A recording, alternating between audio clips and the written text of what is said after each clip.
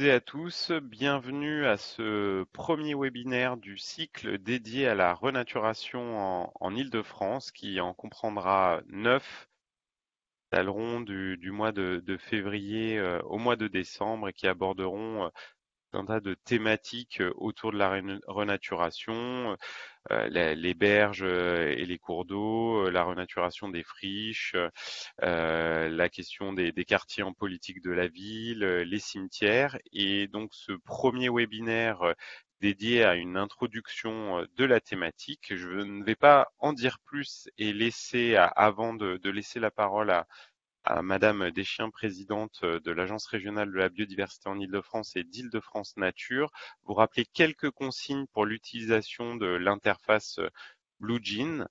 Tout d'abord, si vous souhaitez poser des questions en lien avec les interventions, les présentations qui vont vous être faites durant ce webinaire d'1 heure et demie, je vous invite à utiliser exclusivement l'onglet Q&A, en français questions et réponses, pour donc poser ces questions. Je me chargerai de les poser à l'oral directement à nos intervenants. Si vous souhaitez par contre échanger avec les autres participants des informations, des liens, des sites, vous pouvez utiliser le chat de l'événement. C'est la petite bulle sur le menu à votre droite. Donc les questions seront remontées en fonction de leur nombre après les interventions, et je vous rappelle donc que l'ensemble du webinaire est enregistré et donc le replay sera disponible dans les jours qui suivront cet événement. Mais je n'en dis pas plus et je laisse la parole à Madame Deschiens.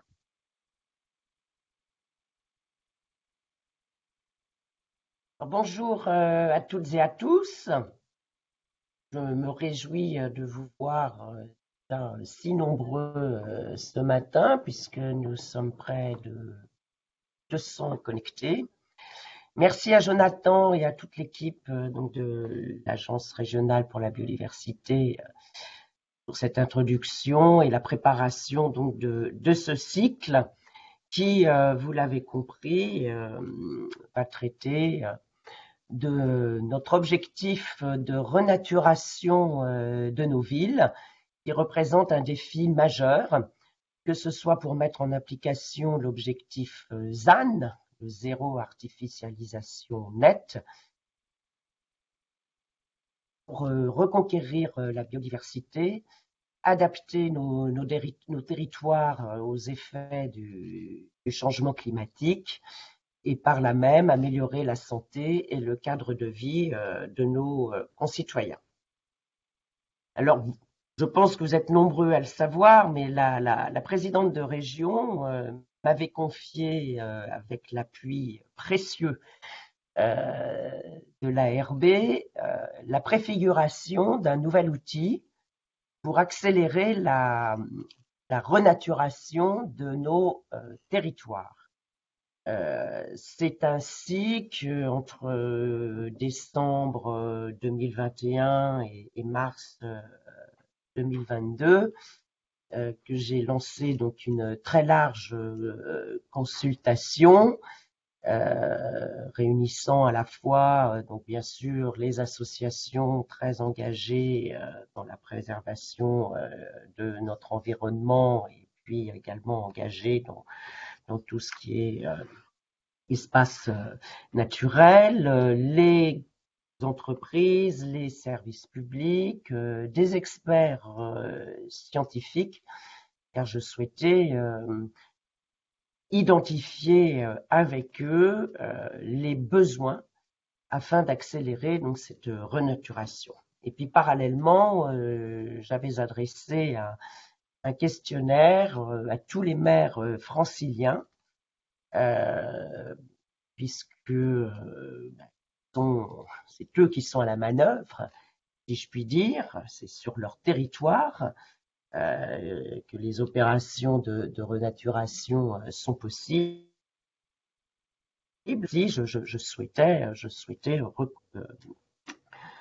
voir avec eux, recueillir auprès d'eux quels étaient leurs besoins, quels étaient les obstacles qu'ils pouvaient rencontrer. Je mets à part, bien sûr, l'obstacle, enfin, le besoin financier qu'on connaît tous, mais le niveau d'acculturation, à tous ces points importants pour mettre en œuvre donc une politique de reconquête, restauration de la nature dans nos communes.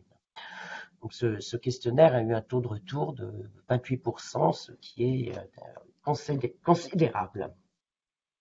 Et c'est grâce à cette large consultation, et puis surtout pour en œuvre notre fameux PRAC, donc le plan d'adaptation au changement climatique que nous avons adopté à la région en septembre dernier, que nous avons créé, donc que la présidente de région a souhaité créer, donc le 23 novembre dernier précisément, Île-de-France Nature. Alors Île-de-France Nature, qu'est-ce que c'est? En réalité, c'est la nouvelle marque de l'Agence des espaces verts, une agence qui désormais a des moyens renforcés afin de faire émerger des projets de renaturation en milieu urbain et ainsi permettre d'atteindre l'objectif régional de renaturation et de désimperméabilisation, donc un objectif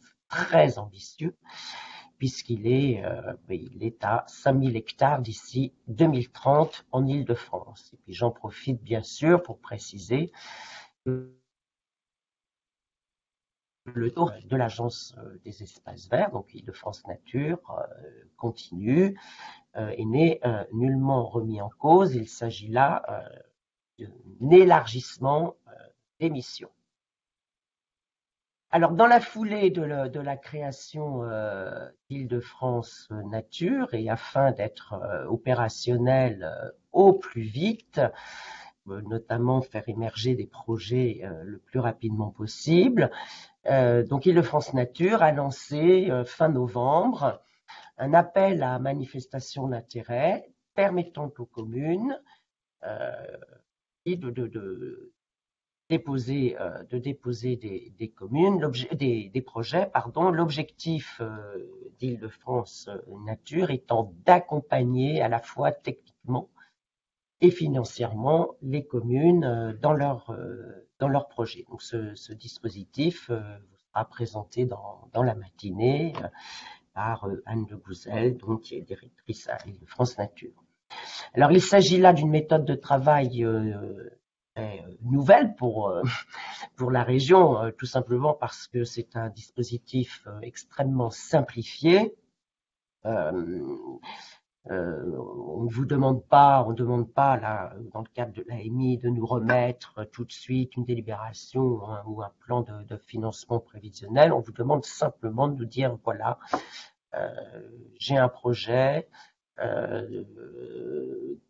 qui représente une superficie de temps et nous derrière nous sommes là pour vous accompagner et vous aider dans un premier temps techniquement à le mettre en forme, puis bien sûr derrière à vous accompagner financièrement en vous orientant vers le dispositif, je dirais, le plus intéressant et qui colle le plus à votre projet.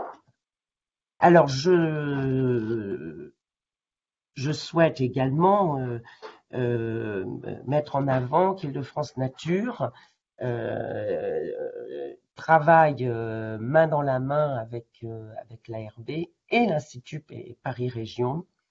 Nous allons tous au contact des maires pour les sensibiliser au potentiel de leur territoire, parce que là aussi c'était une demande, que ce soit en matière de renaturation ou de reconquête d'une friche, et ainsi les aider. Je me répète un peu, mais c'est vraiment important, c'est très nouveau, les aider à concevoir et à réaliser leurs projets. Alors pour ce faire, nous organisons en 2023 un cycle de 9 webinaires dédiés à la renaturation. Alors pourquoi créer ce cycle? Euh, Tout simplement pour créer une culture commune autour de la renaturation, pour partager une nouvelle vision du territoire avec les acteurs franciliens, et puis pour partager à la fois des retours d'expérience et également des conseils techniques pour mettre en œuvre ces projets de renaturation. En propos introductifs, ces webinaires aborderont des thèmes variés comme la renaturation en tant que solution pour adapter les villes au changement climatique, à la lutte contre les îlots de chaleur ou encore la restauration des continuités écologiques, hein, ce que vous connaissez tous, les fameuses trames vertes et bleues. Également, comment renaturer et où renaturer. Euh, Nous nous intéresserons à la renaturation de plusieurs espaces urbains, comme les cours d'eau, ou les friches urbaines, ou encore les cimetières, ou encore des dalles. Et puis la renaturation dans des projets de rénovation urbaine, hein, ainsi que des projets pilotes pour une métropole nature. Alors pour débuter ce cycle, aujourd'hui nous vous proposons de revenir sur le concept et les enjeux de la renaturation. En réalité, qu'est-ce qu'une renaturation et qu'est-ce qui ne l'est pas? Et également de vous présenter tous les outils et les dispositifs d'aide qui seront à votre disposition, dont les très riches travaux de l'ARB qui permettent d'identifier les zones prioritaires en milieu urbain, et puis bien sûr Île-de-France Nature qui vous présentera ses nouvelles missions et son appel à manifestation d'intérêt, retour de la nature en ville, dossier étant à remettre pour le 15 mars prochain. Voilà, je ne vais pas être plus longue, je resterai connectée toute la matinée. S'il y a besoin, je communiquerai dans le chat et je cède immédiatement la parole à Marc Barra, donc de l'Agence régionale pour la biodiversité. Merci à tous. Merci Sophie, bonjour à toutes et à tous. Merci Jonathan, je vais partager ma présentation. Je pense que normalement ça devrait être bon. Donc effectivement, l'objectif de cette première présentation, comme l'a dit Sophie Deschiens, c'est revenir sur les enjeux et les grands principes de la renaturation. Alors c'est un terme qui est à la mode, évidemment, et comme tout nouveau concept à la mode, eh bien il y a différentes interprétations de ce thème, qu'on soit urbaniste, qu'on soit écologue, qu'on soit paysagiste. Et donc il nous paraissait important effectivement de revenir sur ce que veut dire la renaturation en termes scientifiques et sur ce que ça suppose finalement en termes de développement de pratiques et en termes d'objectifs, et notamment en ville, en essayant de voir peut-être ce qui relève de la renaturation et ce qui n'en est pas non plus dans les projets qui sont amenés à se développer. Alors, pour faire un retour sur la littérature scientifique, il faut savoir que la renaturation, c'est un terme qui est synonyme de restauration écologique, qui est un terme plutôt utilisé par les scientifiques en écologie, et qui se définit comme le fait d'aider un écosystème à se rétablir après qu'il ait été dégradé, endommagé ou détruit par les activités humaines. On parle aussi de ramener un écosystème dans un état proche de ce qu'il était avant une perturbation. Ça a été beaucoup développé dans les milieux naturels et puis ça commence aujourd'hui à se développer en ville. Alors ramener un écosystème dans un état proche, il y a toujours cette idée parfois chez les écologues de revenir à un état originel. Ça n'a pas vraiment de sens en ville, à moins qu'on parle de petites rivières urbaines, de cours d'eau qui étaient déjà dessinés à une époque. Sinon, cet espoir de revenir à des écosystèmes originels n'a pas vraiment de sens en ville. Donc, il y a aussi cette idée avec la renaturation de créer quelque chose de nouveau dans les villes. Ça apporte plusieurs visions, la renaturation. D'abord, une vision qui est centrée sur les écosystèmes et leur biodiversité, la faune, la flore, la fonge et l'ensemble des interactions. C'est donc des opérations qui sont forcément complexes et qui nécessitent des savoirs naturalistes, des savoirs en écologie. Et donc qui dépassent les savoirs uniquement du paysagisme. On reviendra sur cette question. La deuxième idée de la renaturation, c'est qu'elle est dynamique, parce qu'on va chercher à retrouver la résilience du système, notamment par rapport à l'adaptation au changement climatique, et on va chercher à retrouver une capacité évolutive du système. Et donc tout ça, ça prend du temps, et c'est aussi quelque chose qui est important à mentionner, c'est qu'une opération de renaturation peut prendre énormément de temps. Et c'est enfin une vision éthique pour redonner une place légitime à la nature dans nos villes, vouloir retrouver de la nature sauvage, et donc c'est derrière évidemment un choix politique. Alors pour renaturer, il y a plusieurs stratégies qui sont possibles et qui peuvent se classer en fonction du degré d'intervention humaine. On peut aider, donner un petit coup de pouce à la nature pour qu'elle se répare, entre guillemets. On peut aussi laisser faire. Et c'est d'ailleurs une autre approche, celle du réensauvagement, laisser la nature se reconquérir spontanément. Alors parfois il y a beaucoup d'aide humaine, donc on parle plutôt de génie civil accompagné de génie écologique, comme c'est le cas notamment dans la restauration des cours d'eau. Il faut reméandrer, il faut retravailler le sol, reprofiler. Mais il y a aussi de plus en plus d'approches qui font appel au génie écologique, c'est-à-dire s'appuyer, utiliser le vivant pour restaurer, comme c'est le cas dans la renaturation des berges par exemple, où on va utiliser des boutures de sol, des fascines, du végétal pour pouvoir restructurer les berges. Et puis enfin, cette idée de reconquête spontanée où a priori on a juste à retirer certains revêtements et ensuite laisser la nature se développer, et ça c'est absolument gratuit. Donc je pense que toutes ces approches peuvent se combiner idéalement en ville quand on parle de renaturation.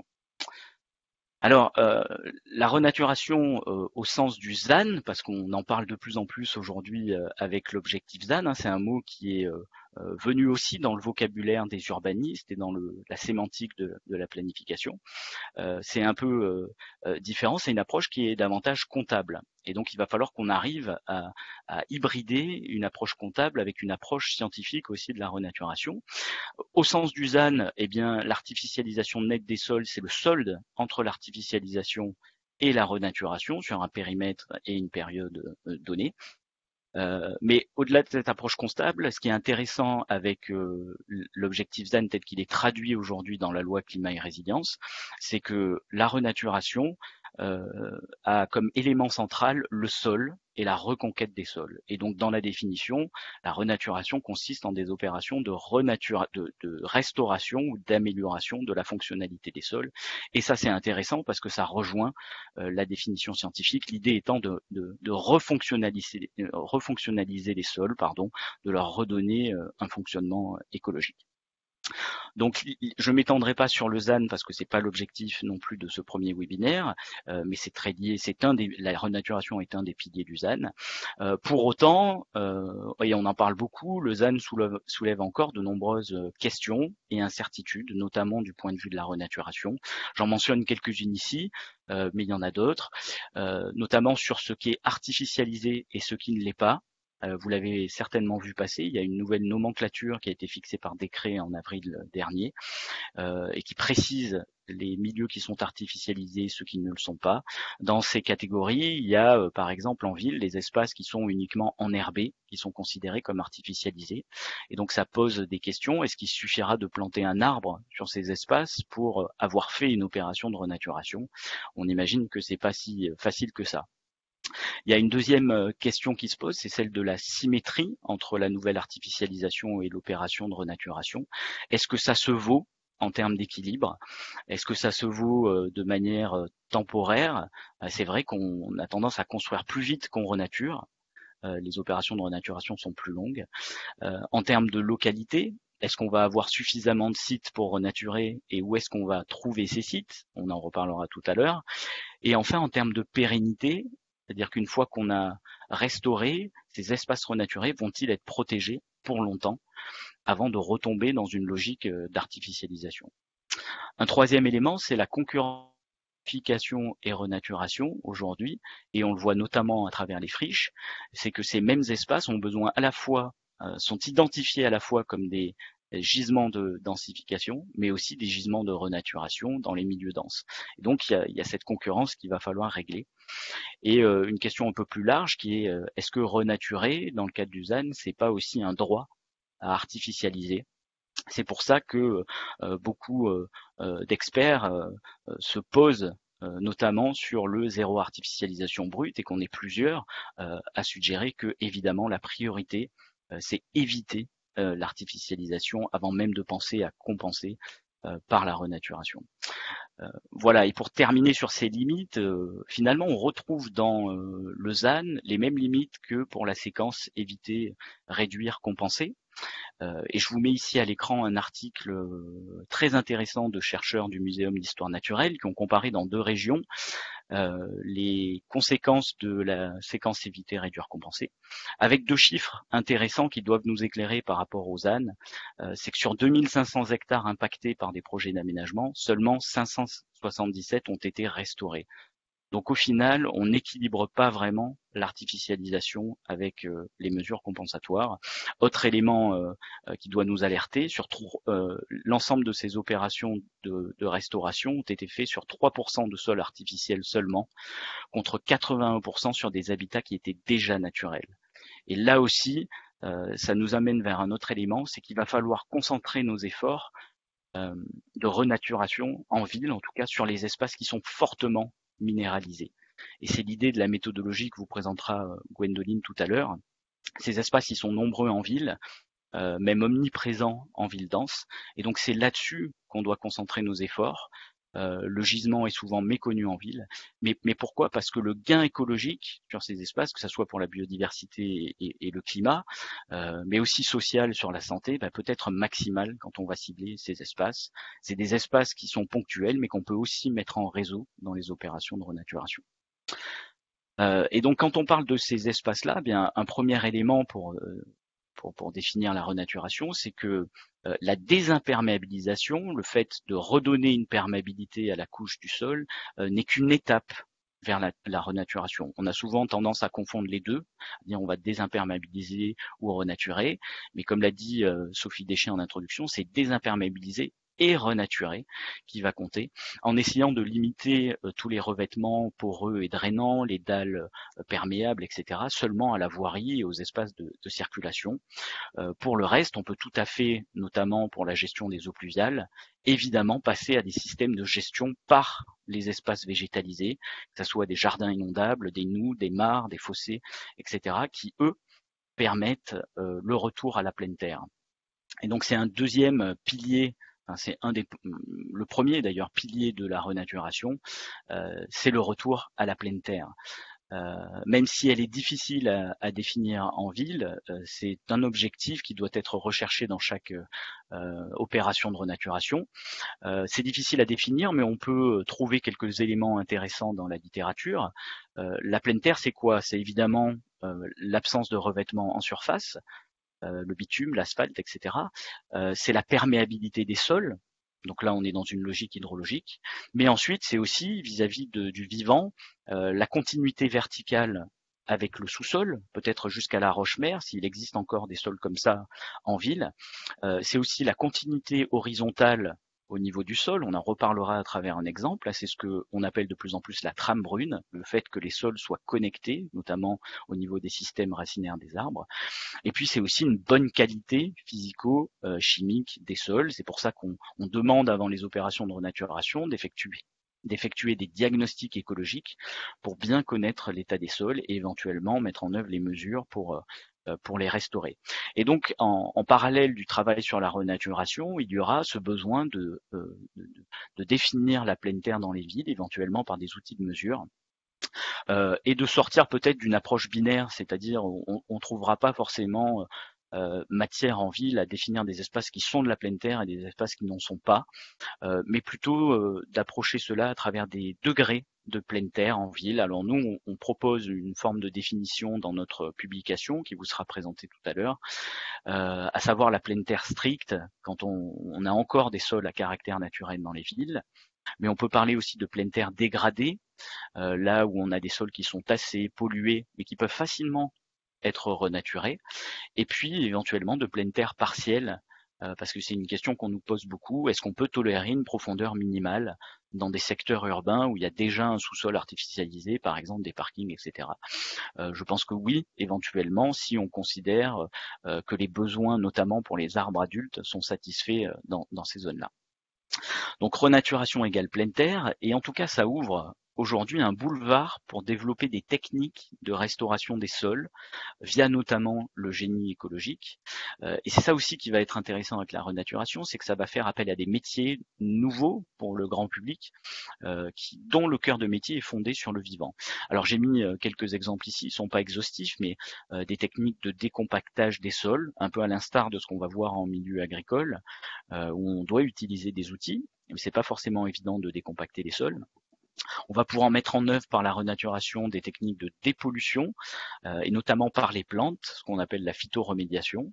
Donc c'est prouvé, hein, l'efficacité est prouvée. Je vous ai mis ici l'excellent exemple du parc du Peuple de l'Herbe à Poissy, fait par l'atelier d'écologie urbaine. Ça prend du temps, évidemment, mais plusieurs végétaux sont capables de dépolluer les sols et de renaturer un espace en même temps. On va pouvoir développer des techniques d'utilisation de ce qu'on appelle des espèces ingénieurs, notamment les plus connus d'entre eux, les vers de terre, qui sont capables d'aérer les sols, les refonctionnaliser, mais aussi des mycorhizes, une chose qui se fait aussi aujourd'hui dans les projets de paysage. Et puis enfin, pour éviter de prélever des sols agricoles quand on va faire des projets de végétalisation en ville, de renaturation, eh bien de développer des technosols à partir de matériaux qui étaient considérés comme des déchets urbains, des déchets de démolition, de concassage, mais aussi du compost. Et les derniers travaux en écologie montrent que ça fonctionne plutôt bien. En quelques années, 5 ans, 7 ans, on est capable d'avoir des sols fonctionnels à nouveau.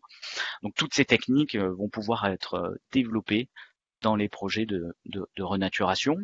Ça va être aussi l'occasion d'utiliser évidemment le végétal comme pilier de la renaturation.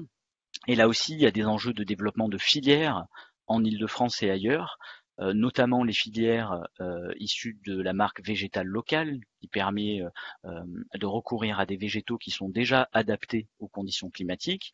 Et ces plantes-là sont de plus en plus utilisées dans les opérations de renaturation. J'en profite pour citer l'entreprise Parisiflore, qui s'est développée en Île-de-France et qui est un fournisseur de végétaux d'origine locale. Mais aussi des plantes ingénieurs, comme les boutures de sol qu'on utilise énormément dans la restauration des berges. Et je vous invite à découvrir les travaux de l'association Espace, qui s'est spécialisée aussi sur la renaturation des berges par le génie écologique. On peut aussi tout à fait, et on le disait au début, accepter les plantes pionnières, et après les plantes pionnières, les successions végétales qui se produisent dans un espace qui a été renaturé, et laisser faire la nature. Un des meilleurs exemples, c'est ce parc à Berlin de 18 hectares, qui est issu d'une ancienne friche ferroviaire et qui est resté inaccessible pendant 50 ans, temps avec lequel la végétation s'est développée, alors avec des espèces pionnières, des bouleaux qui arrivent en premier, mais d'autres qui se sont installés ensuite. C'est ça aussi la renaturation, c'est accepter de ne rien faire ou de faire un minimum. Ensuite, un deuxième pilier des opérations de renaturation, c'est qu'il va falloir rechercher la fonctionnalité écologique à l'échelle du projet, mais aussi à l'échelle du territoire. Voilà, quand on a fait ce travail, il partait du principe qu'aujourd'hui, on a tendance à sélectionner des sites de manière un peu arbitraire. On fait de la renaturation parce que on a une opportunité à un endroit et c'est légitime. Mais dans cette idée d'aller reconquérir des espaces pour la biodiversité, eh bien, il faut créer des projets de territoire. Et donc, renaturer, qu'est-ce que ça veut dire? Ça veut dire avoir la capacité d'étendre ou d'agrandir un espace forestier, par exemple, un espace végétalisé, dont la taille serait jugée insuffisante. Et il y a beaucoup d'espaces qui sont trop petits pour accueillir une grande diversité d'espèces. Renaturer, c'est évidemment rétablir des corridors écologiques entre ces espaces de nature. Donc nourrir le travail sur la trame verte et bleue et brune, nourrir le travail sur le SRCE. Ou enfin, ça peut être aussi l'idée de recréer un habitat particulier pour une espèce, une zone sablonneuse pour des insectes qui nichent au sol, une prairie sèches pour d'autres espèces, etc. Et donc encore cette idée que ce soit centré aussi sur le vivant. Et puis créer des projets de territoire cohérents. J'en profite pour citer les projets pour une métropole nature qui sont pilotés par le département urbanisme de l'Institut et qui visent à mettre en réseau différents espaces en prenant en compte les besoins humains. Et aussi, on en parlera avec Île-de-France Nature, l'idée d'étendre, pourquoi pas, ou de mettre en réseau les périmètres d'intervention foncière. Et donc, puisque la biodiversité est un élément central des opérations de renaturation, évidemment, il faut insister sur le fait que la renaturation, ce n'est pas du paysagisme. On a besoin évidemment des connaissances en paysage et des paysagistes, mais ça va plus loin, notamment parce que les opérations de paysagisme utilisent encore des espèces qui sont inadaptées, utilisent encore pas mal de ressources qui font que ces espaces sont très dépendants de la maintenance humaine. Et finalement, moi, ma façon de définir le paysagisme par rapport à la renaturation, c'est que le premier, il a vocation à accompagner l'aménagement et l'urbanisation et à la verdir, tandis que la renaturation, c'est plutôt du désaménagement, voire de la désurbanisation. En tout cas, on doit considérer la renaturation comme un projet en tant que tel. Et ça, on le voit très bien sur la réouverture des rivières, ça devient structurant dans la ville, et ce n'est pas seulement verdir un projet d'aménagement. Au passage, on voit de plus en plus de projets de renaturation qui s'inscrivent dans le cadre de projets de construction. Et je pense que ce serait une erreur de ne faire que ce type de projet. Il faut que la renaturation constitue des projets en soi. Les éléments hors sol, comme les toitures végétalisées, façades végétalisées, qui évidemment ont un intérêt en ville dense, ne peuvent pas compter comme de la renaturation, puisqu'on parlait tout à l'heure de pleine terre. Voilà, et pour finir, quelques exemples. On parlait de désaménagement. Alors c'est un peu provocateur, mais ça commence à se faire. J'ai mis quelques exemples hors Île-de-France pour nous inspirer, mais évidemment, il y a beaucoup de choses qui sont faites en Île-de-France. Et parlant de désaménagement, ce projet de création d'une zone d'expansion de crues sur un ancien déversoir de la Bouillie à Blois est vraiment très intéressant. On est sur 60 hectares, donc avec une vocation de régulation des inondations. Et depuis 2004, la métropole de Blois a déconstruit 128 bâtiments sur les 140 qui avaient été recensés. Donc on désurbanise une zone et au-delà de la gestion des crues, la vocation du projet, c'était redonner de la place évidemment à des espaces de biodiversité, la zone humide, mais aussi des bocages, des prairies, pâturées ou non, des fructicées, etc. Donc un projet d'ensemble de renaturation qui concerne une zone très très large. Et puis tout récemment, on a découvert un projet, alors qui n'est pas tout récent non plus, mais en tout cas moi je l'ai découvert récemment et je l'ai trouvé intéressant. On est à l'interface entre un projet de paysage et de renaturation, mais c'est la restauration d'un canal dont je n'arriverai pas à dire le nom, à Utrecht, aux Pays-Bas. C'est une ancienne voie d'eau qui avait été comblée dans les années 70 pour la construction d'une voie rapide, donc 6 voies, à peu près l'équivalent du périphérique. Et il y a quelques années, elle a été restaurée complètement sur une portion de plus d'1 kilomètre, dont les berges ont été restaurées, la ripisylve a été restaurée et l'eau a été réacheminée à la place de cette voie rapide. Donc c'est possible aussi éventuellement de renaturer de la voirie pour refaire venir dans ce cas-là des cours d'eau et de mettre en place des projets aussi ambitieux.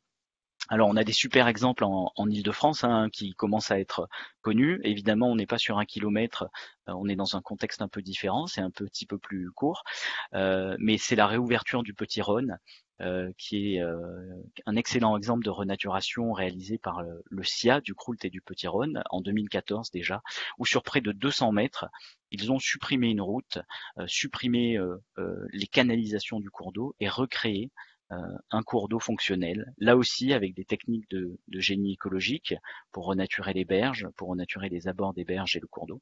Et puis aussi, ce qui est très important, un suivi écologique de l'opération, même quelques années plus tard. Donc ça peut toucher à tous ces éléments-là. La renaturation en ville aussi, ça va être également, comme on en a parlé, recréer des trames brunes, ou en tout cas prendre soin des sols, et notamment pour renforcer la place de l'arbre en ville. Et nous sommes allés pêcher un exemple très intéressant à Genève dans le cadre du projet No-Trees, où les agents de la municipalité de Genève travaillent au remplacement des fosses individuelles pour les arbres. Vous savez, ces fosses qui font parfois entre 3 et 4 mètres cubes dans lesquelles les arbres peuvent absolument pas se développer, pour reconstituer des fosses continues de plus de 10 mètres cubes. Mais ce qu'on lit dans la littérature, c'est qu'il faudrait aller éventuellement au-delà de 25 mètres cubes par fosse pour que les arbres puissent s'épanouir. En tout cas, cette idée de reconstituer une continuité au niveau des arbres en recréant des alignements avec de la pleine terre. Et on a trouvé cet exemple intéressant. Ce qu'on lit dans les résultats, c'est que la croissance des arbres est beaucoup plus rapide, beaucoup plus saine, et ils en profitent en même temps pour diversifier la palette d'arbres, sélectionner des essences qui sont un peu plus adaptées au changement climatique, et aussi ajouter des strates différentes. Alors on a les arbres, les arbustes, les herbacées. Donc on est vraiment sur de la renaturation assez ponctuelle sur les alignements d'arbres, mais qui prend en compte aussi les sols qui sont en dessous. Et ce type de projet est amené à se développer de plus en plus, y compris en France. Et enfin, dernier exemple qui nous avait été présenté mardi dernier lors de la grande rencontre sur la renaturation, qui est l'œuvre des paysagistes Wagon Landscaping et qui se passe à Aubervilliers. C'est le Jardin Joyeux, qui est un projet aussi hyper intéressant parce qu'il est entre renaturation partielle, on va dire, et projet artistique aussi. C'est un ancien parking au sein d'une résidence à Aubervilliers qui a été complètement débitumé. Enfin non, complètement justement non. L'asphalte a été concassé et la couche d'enrobé a été conservée, spécifiquement pour en faire un jardin de rocaille. Donc, il rappelle un peu les jardins de ces écosystèmes secs, chauds, etc. Et l'idée là, c'était d'avoir à la fois un mélange de plantes spontanées dans l'écosystème, mais aussi quelques plantes vivaces qui ont été plantées pour faire un mix entre les deux. Et ce qui est intéressant dans ce projet, c'est le passage d'un parking à un espace de nature, et je pense qu'il y a un très gros potentiel en Île-de-France. Et c'est aussi qu'ici, il y a eu l'implication des habitants, et donc on a aussi des projets de renaturation comme ça, dont la visée peut être sociale avant tout, tout en étant écologique par rapport à la question de l'îlot de chaleur, par rapport à la question de la gestion des eaux de pluie. Voilà, je m'arrête ici parce que mon temps est écoulé. Je termine en disant qu'évidemment la renaturation des villes, finalement, bon, si on en parle beaucoup aujourd'hui, ça doit pas devenir l'alpha et l'oméga des politiques de nature en ville. Il faut avancer sur tous les fronts.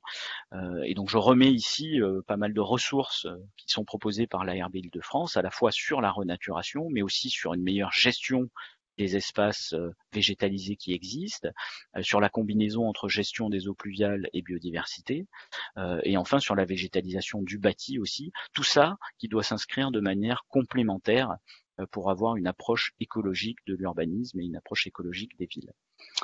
Voilà, je vous remercie. S'il y a des questions, je serais ravi de les prendre. Sinon, je passerai le relais à ma collègue Gwendoline Grandin.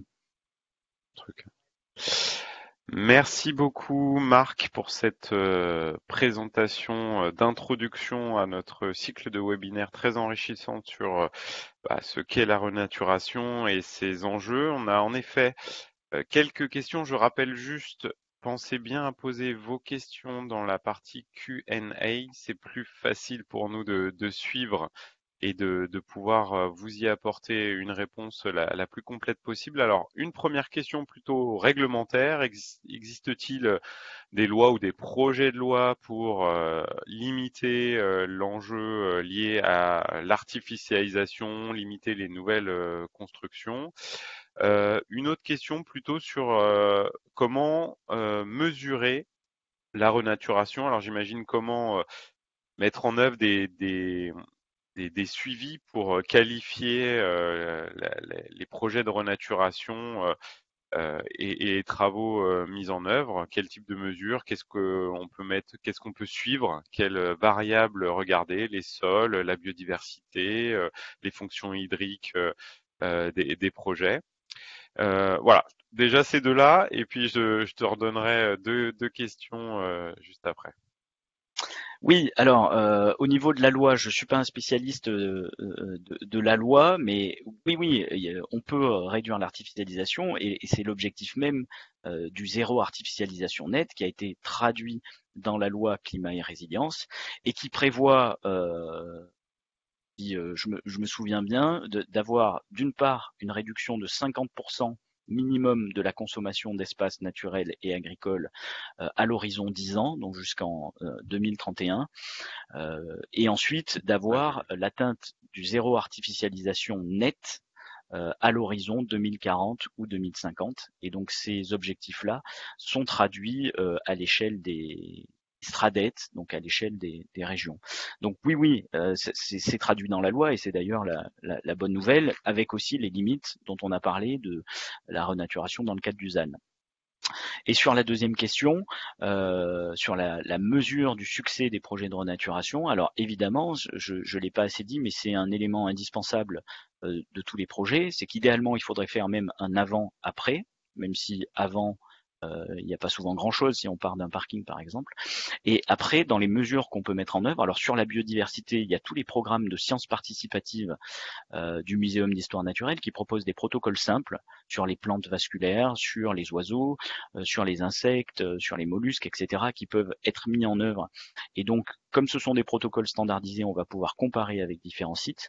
Il y a évidemment l'aspect lié au sol pour mesurer la qualité des sols, le tassement, l'infiltration de l'eau, etc.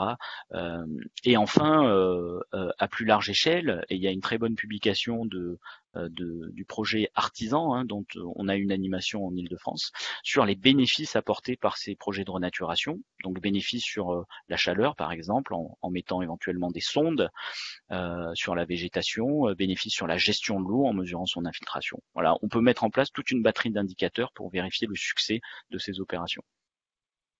Merci Marc. Alors ça suscite vraiment beaucoup de questions. Justement, tu évoquais là dans tes derniers propos la question de l'adaptation au changement climatique. On a quelques questions sur le sujet. Déjà, une question plus de sémantique. On parle de solutions basées sur la nature. Est-ce qu'il y a une différence avec la renaturation ou on parle de la même chose? Il y a aussi la question de l'adaptation de la palette végétale, lien avec les effets du changement climatique, avec un retour d'ailleurs d'expérience de l'association Espace sur des talus ferroviaires, j'imagine, de SNCF Réseau, qui témoigne d'une palette, enfin de plantes semées qui n'ont pas tenu et qui mettent ça en lien avec les effets des changements climatiques sur ces espèces-là. Et puis, je reviendrai après sur la partie sol parce qu'il y a aussi des questions sur le sol. Je te laisse déjà Oui. répondre. Ok, alors pour ce qui est solutions fondées sur la nature, solutions basées sur la nature, etc. et renaturation, c'est des concepts qui sont vraiment très proches, hein. Moi, je pense qu'on fait un peu une overdose de la multiplication des concepts aujourd'hui, infrastructure verte, etc. Donc, l'idée, c'est de revenir à la reconquête des écosystèmes, et en ça, c'est un peu similaire. Moi, la façon dont je le comprends, c'est que la renaturation, c'est un des moyens de développer des solutions fondées sur la nature, sur le territoire. Et les solutions fondées sur la nature, c'est un peu plus large. C'est pas uniquement restaurer des écosystèmes qui ont été dégradés, c'est aussi protéger, conserver des zones qui ont un rôle dans l'adaptation au changement climatique, dans la santé des gens. Donc c'est aussi la protection quelque part. Et les SFN, c'est aussi la gestion de certains écosystèmes qui ont été malmenés. Et là, en ville, des gazons, des terrains de sport qui sont l'objet d'une gestion intensive, de les passer vers une gestion écologique.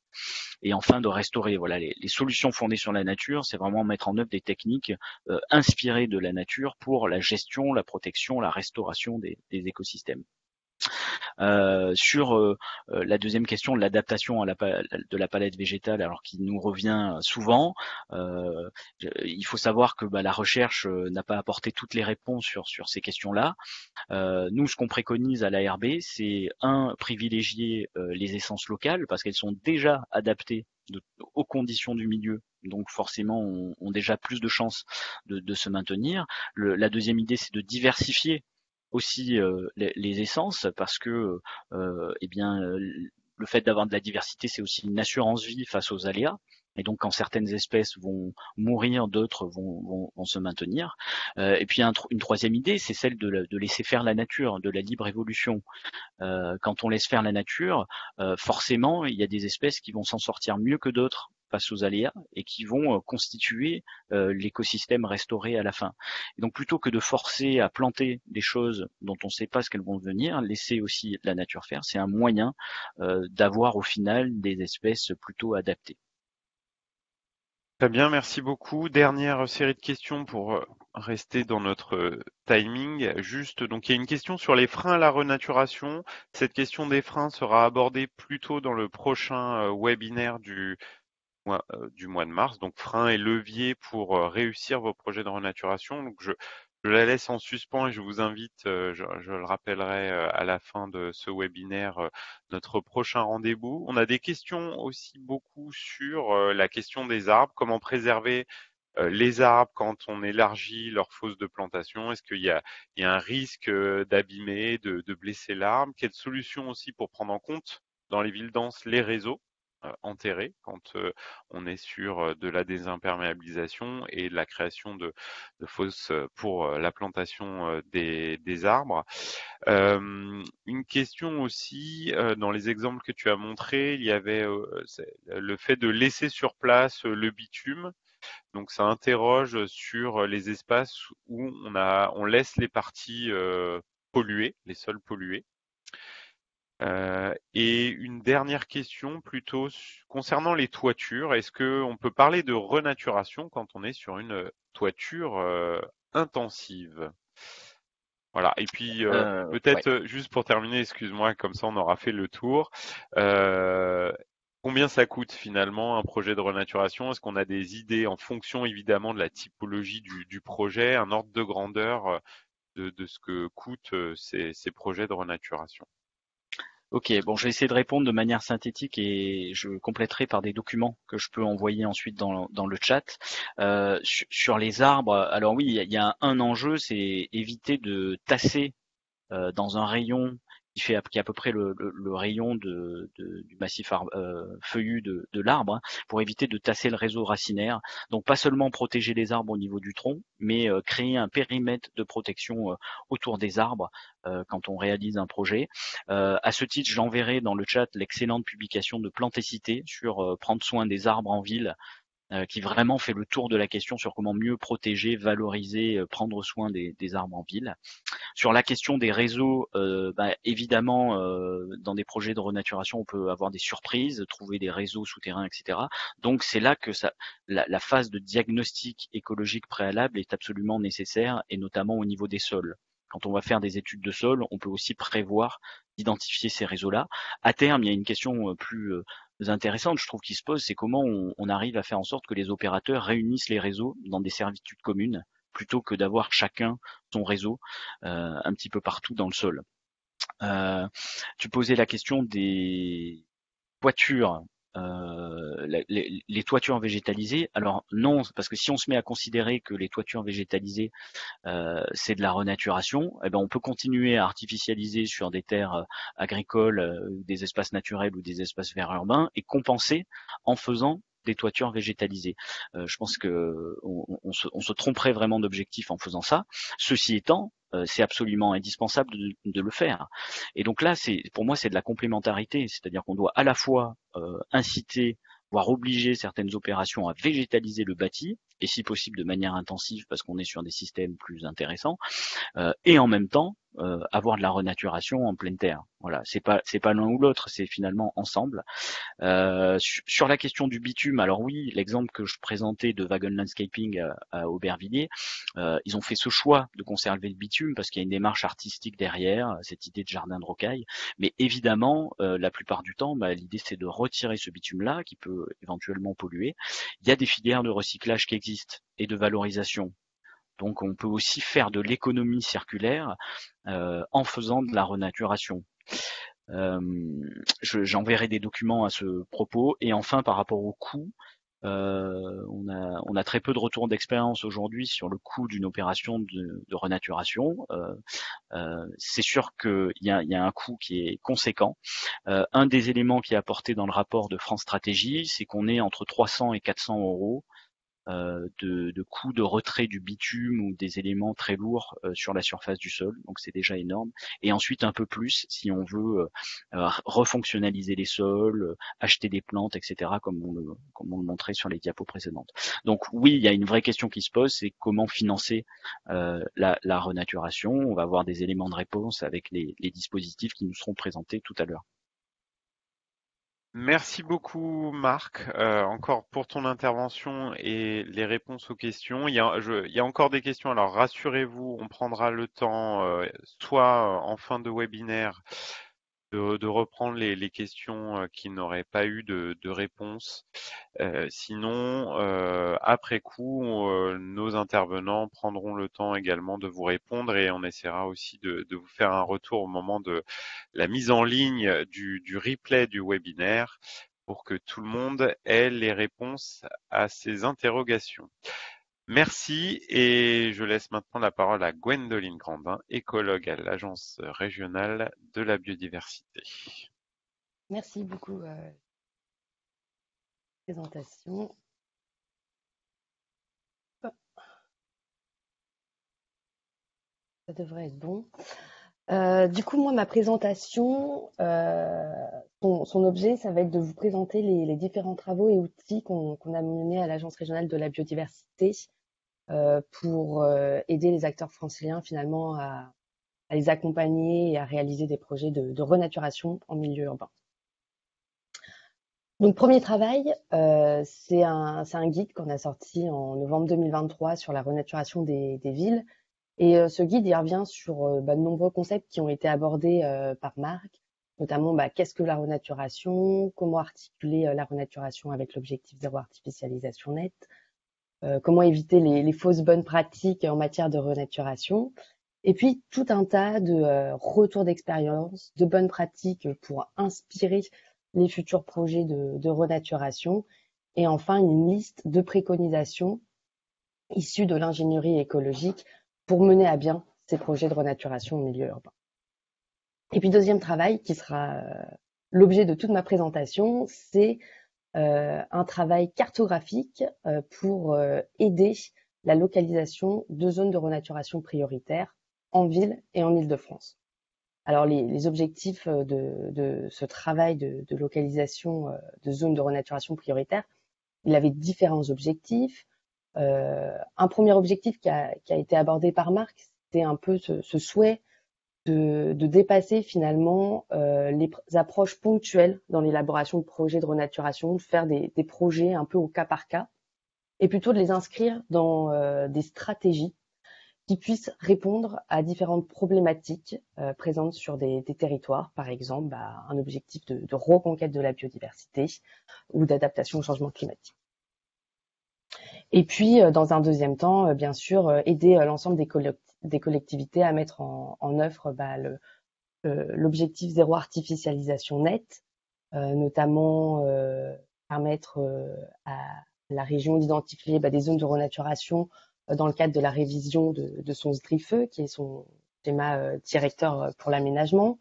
Et puis, aider aussi les collectivités à identifier des zones de renaturation qu'elles doivent maintenant inscrire dans leurs documents d'urbanisme. Donc, ce sont des zones préférentielles de renaturation. Et ça, c'est issu d'un décret qui est sorti en décembre 2022 dans le cadre de la loi climat et résilience et dans la mise en application de cet objectif zéro artificialisation nette. Alors, la méthode SIG, elle se concentre uniquement sur les milieux urbains, c'est-à-dire qu'elle ne s'applique pas en milieu agricole ni en espace naturel forestier. Elle vise en particulier les zones qui sont les plus artificialisées, qui sont dites bétonnées, minéralisées. Pourquoi Pour plusieurs raisons. Finalement, on se rend compte que la minéralité des villes, elle est au cœur de nombreux problèmes, notamment de l'accélération des effets liés au changement climatique. Ça amplifie la chaleur en ville par le phénomène d'îlots de chaleur urbain, ça augmente les risques de ruissellement, d'inondation. Et puis finalement, quand on fait la part belle aux espaces minéralisés, ça réduit les surfaces qui pourraient être finalement consacrées à la nature en ville et qui permettraient le maintien d'une certaine biodiversité dans ces espaces urbains et améliorer le bien-être des citadins. Donc voilà pourquoi on se focalise sur ces espaces minéralisés. Et puis comme l'a évoqué Marc, c'est pour aussi avoir le gain écologique le plus fort possible. Et puis parce que ce potentiel, il était jusqu'alors inconnu en Île-de-France. Alors la méthode SIG qu'on a développée, elle se découpe en 2 volets. Un premier volet, il s'agissait d'identifier vraiment des zones de renaturation prioritaires à l'échelle d'un territoire. Par zone de renaturation, j'entends des mailles de 125 mètres de côté. Et puis un deuxième volet qui était de localiser des sites imperméabilisés où on pourrait réaliser ces opérations de renaturation dans les villes. Donc je vais vous développer ces 2 volets maintenant. Alors, la méthode qu'on a imaginée, elle permet de réaliser des zones de renaturation au regard de 3 enjeux. Un enjeu d'amélioration de l'adaptation au changement climatique des territoires, de reconquête de la biodiversité et d'amélioration de la santé et du cadre de vie. Pour ce faire, on a approché chaque enjeu par un ensemble de critères. Par exemple, pour l'enjeu adaptation au changement climatique, on s'est intéressé à la vulnérabilité d'un territoire face à l'îlot de chaleur urbain, face au risque d'inondation, face au risque de ruissellement. Et en combinant l'ensemble de ces critères, ça nous permet finalement d'approcher la vulnérabilité face au changement climatique.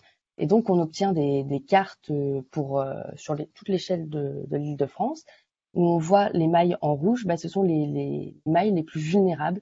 Et donc, ce sont les zones où il conviendrait de faire des opérations de renaturation en priorité. Et donc, cette méthodologie, elle a été appliquée pour chacun des enjeux. L'enjeu biodiversité, où les critères, on a utilisé d'autres critères, bien sûr, donc celle de la taille des espaces de nature en ville, le pourcentage de couverts végétalisés et la présence d'habitats rares. Et pour santé et cadre de vie, on s'est intéressé à la carence en espaces verts, à la pollution de l'air et en particulier à la pollution aux particules fines, celles qui ont un diamètre inférieur à 2,5 microns, et puis la vulnérabilité des populations face à l'effet d'îlots de chaleur urbain. Donc, ce que je viens de vous expliquer, ça permet de localiser en ville des secteurs où il faudrait concentrer nos opérations, nos efforts de renaturation au titre des 3 enjeux, changement climatique, biodiversité et santé et cadre de vie. La deuxième partie, c'est finalement, une fois qu'on a identifié ces zones, où est-ce qu'on peut faire ces opérations de renaturation. Et donc, pour identifier des sites imperméabilisés potentiellement renaturables, on s'est aidé du mode d'occupation des sols qui est produit par l'Institut Paris Région, où on a listé un ensemble de sites qui étaient minéralisés, non construits, et où en fait il serait assez facile de faire des opérations de renaturation. Par exemple, il s'agit de parkings, de cours d'école ou encore de friches. Et donc l'ensemble de cette typologie des sites, elle est détaillée dans le guide Renaturer les villes. Une fois qu'on a réalisé ces 2 volets d'études, on peut les croiser. Donc ici, c'est un exemple de croisement qu'on peut réaliser sur le territoire d'Aulnay-sous-Bois, par exemple pour l'enjeu santé et cadre de vie. Sur le territoire, on est en capacité d'identifier les zones de renaturation prioritaires et à la fois les sites minéralisés potentiellement renaturables. Et on peut également savoir si ces sites sont localisés ou non dans des zones de renaturation prioritaire, c'est-à-dire les zones là qui sont en orange et en rouge. Il y a une multitude de croisements et d'analyses qui sont réalisables. C'est-à-dire que on peut à la fois sur un territoire localiser et quantifier ces sites qui sont minéralisés et potentiellement renaturables, et de savoir s'ils sont situés ou non dans une maille de renaturation prioritaire au titre de la biodiversité, du changement climatique ou bien de la santé du cadre de vie. Donc ça, c'est une analyse par type d'enjeu. Et on peut également faire ce même type de croisement, pas par type d'enjeu, mais par nombre d'enjeux, c'est-à-dire d'identifier les sites qui sont à la fois localisés, par exemple, dans une maille à fort enjeu de renaturation au titre du changement climatique, de la biodiversité et de la santé du cadre de vie, donc qui combine du coup les 3 enjeux. Et si on peut le faire pour les 3 enjeux, on peut aussi identifier ces sites qui sont localisés dans des mailles à 2 enjeux, 1 enjeu ou aucun enjeu. Donc ces analyses, elles sont réalisables sur finalement toute échelle de territoire, communale, intercommunale, départementale et régionale. Et si on fait le calcul pour toute l'Île-de-France, on obtient 30 000 hectares qui sont identifiés comme potentiellement minéralisés et renaturables en Île-de-France, dont 7 000 hectares où la renaturation elle apporterait un bénéfice pour les 3 enjeux que sont biodiversité, changement climatique et santé. Donc, comme toute méthode, il y a un certain nombre de biais et de limites, dont le fait que c'est une approche SIG, donc il n'y a pas d'étude d'usage des sites, il n'y a pas d'étude de faisabilité, donc il y a tout un travail après de terrain et qui doit être mis en place. Il y a un certain nombre d'espaces minéralisés qui seraient renaturables qu'on ne peut pas identifier par cette méthode. Et enfin, on a pu utiliser que des jeux de données qui étaient disponibles à l'échelle régionale, donc il serait possible d'affiner avec des jeux de données plus locaux des résultats. Et enfin, il y a en termes de perspective, on aimerait mettre à jour cette méthode, notamment en intégrant un scénario continuité écologique et en mettant à jour un certain nombre de données qu'on a utilisées, dont le mode d'occupation des sols qui va être mis à jour prochainement. Alors, tous ces résultats cartographiques, ils sont disponibles en ligne via une interface de type Cartovis, c'est-à-dire que ce sont des cartes interactives et vous allez pouvoir retrouver l'ensemble des cartes pour toute l'Île-de-France, c'est-à-dire à la fois les zones de renaturation prioritaires au titre de l'adaptation du changement climatique, de la biodiversité et de la santé et du cadre de vie. Vous pouvez choisir d'afficher soit les résultats globaux ou soit finalement d'afficher que les résultats pour les critères étudiés. C'est-à-dire que si vous souhaitez, vous pouvez afficher que les zones qui sont vulnérables à l'effet d'îlot de chaleur urbain, etc.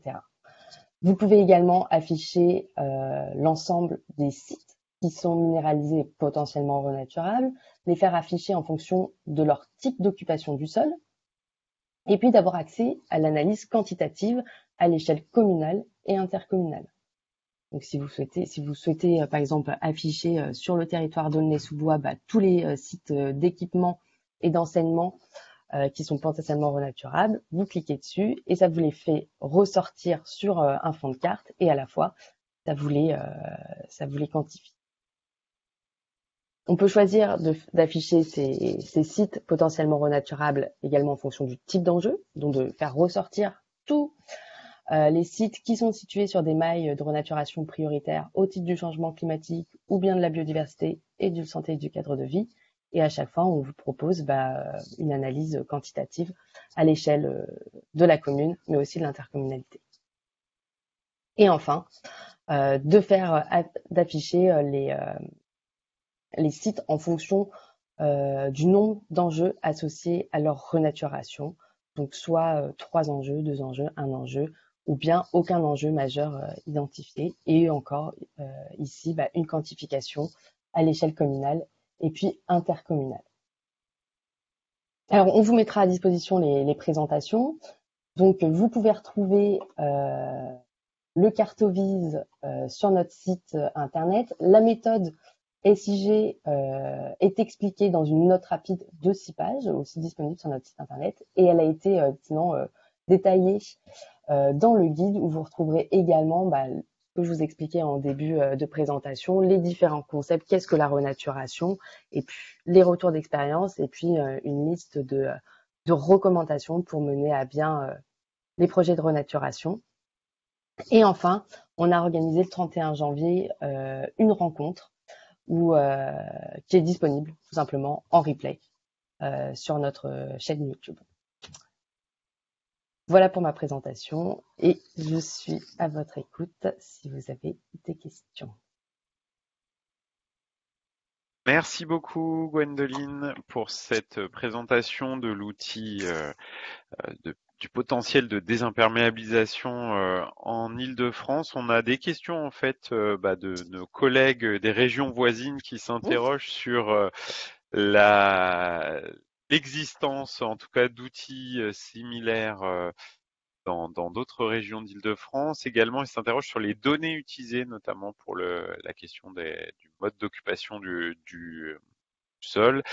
Et il y avait une question sur l'accès au Cartovise, mais tu y as répondu à la fin de ta présentation. En effet, le Cartovise est disponible sur le site de l'agence et de l'Institut Paris Région. Je te laisse déjà répondre à ces questions de nos homologues des autres régions. Alors pour les autres régions, à ma connaissance, il n'y a pas la méthodologie, elle n'a pas été appliquée à d'autres régions. En revanche, c'est faisable, c'est-à-dire que ce travail, en fait, il a été élaboré dans le cadre d'un projet européen, donc il avait à cœur d'être réplicable dans n'importe quel type de territoire. Donc finalement, il suffit de reprendre la même méthode et d'y injecter des jeux de données locales qui sont liés propres à la région. Nous, on fournit à la demande les modèles SIG qu'on a utilisés. Et puis, concernant les données Cartovis, donc les données sont visualisables sous forme du Cartovis, mais on donne nous aussi accès aux données SIG par demande, par mail, notamment si des communes souhaitent venir enrichir les modèles qu'on a réalisés avec leur propre jeu de données. Et je crois que c'était les deux questions. Oui, c'est très bien. Il y a d'ailleurs beaucoup de questions autour d'ailleurs de ces données. Est-ce qu'elles sont en open data notamment voilà, si tu as répondu sur la question de l'accès aux couches SIG il y avait une question un peu plus précise, plutôt sur les espaces qui sont identifiés par cet outil, notamment est-ce que certaines voies des routes nationales ou autoroutes, est-ce que dans l'outil on les identifie comme des secteurs potentiellement renaturables? Voilà, je te laisse déjà répondre à ça. Alors, dans la typologie des espaces minéralisés potentiellement renaturables, on n'a pas considéré que les routes faisaient partie d'un gisement potentiellement renaturable. On aurait bien aimé, par exemple,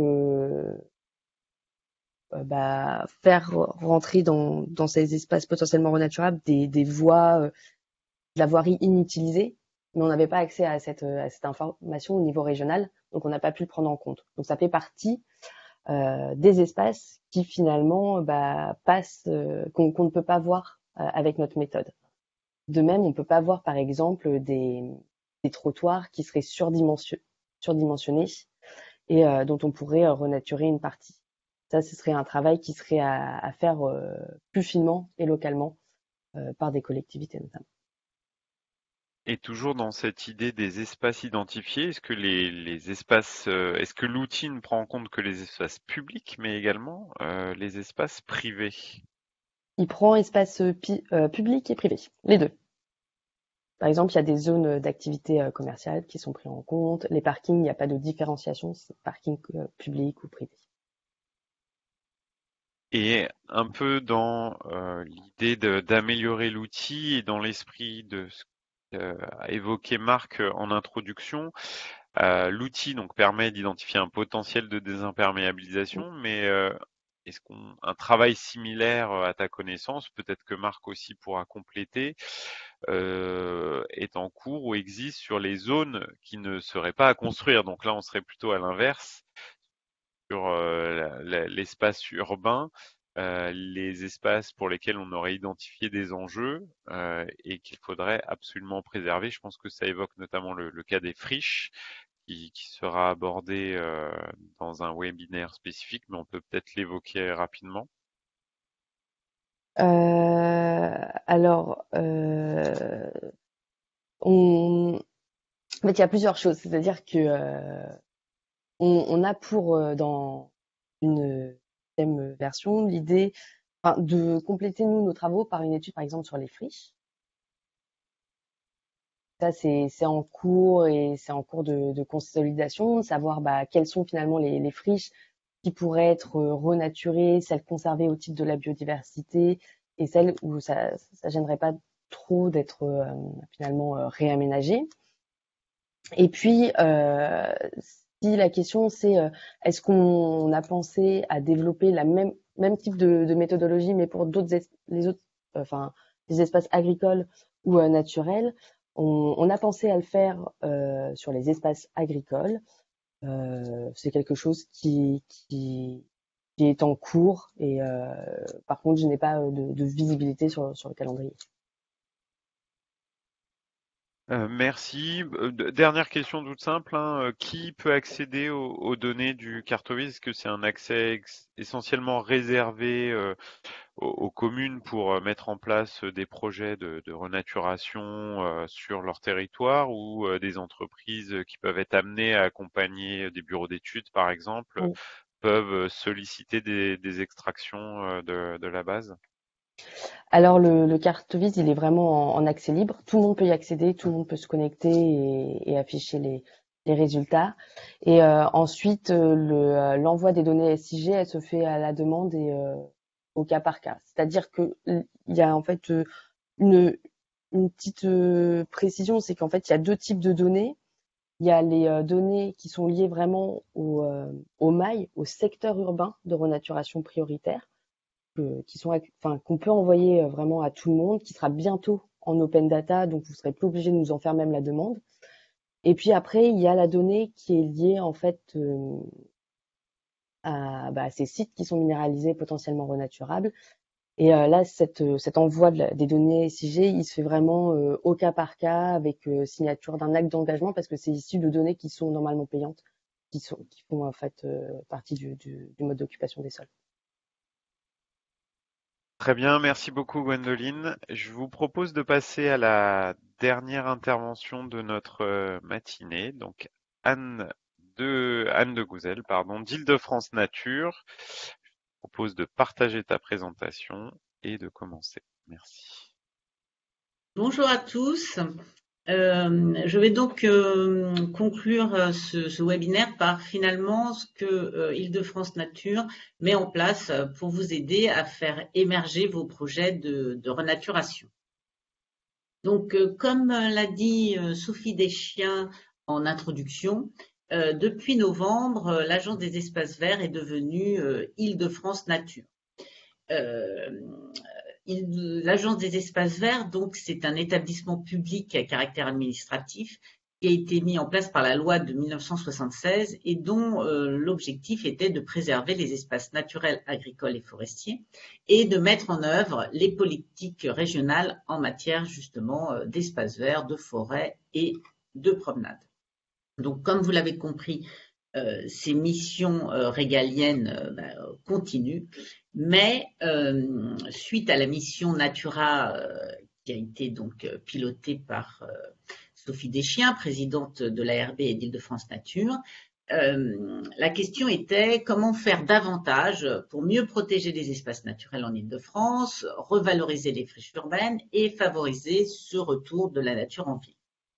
Beaucoup de collectivités ont manifesté leur intérêt et donc il a été demandé à Île-de-France Nature finalement d'accompagner les communes pour aller plus loin dans ce retour de la nature en ville et cette protection des espaces. Nous conservons donc nos missions historiques. Nous sommes plus lisibles pour les porteurs de projets. Nous allons travailler encore plus avec donc nos partenaires, l'Institut Paris Région et l'Agence régionale de la biodiversité, pour être vraiment à même d'agir en tant que maître d'ouvrage sur cette renaturation, mais surtout de vous accompagner, collectivités, pour la mettre en œuvre sur vos territoires.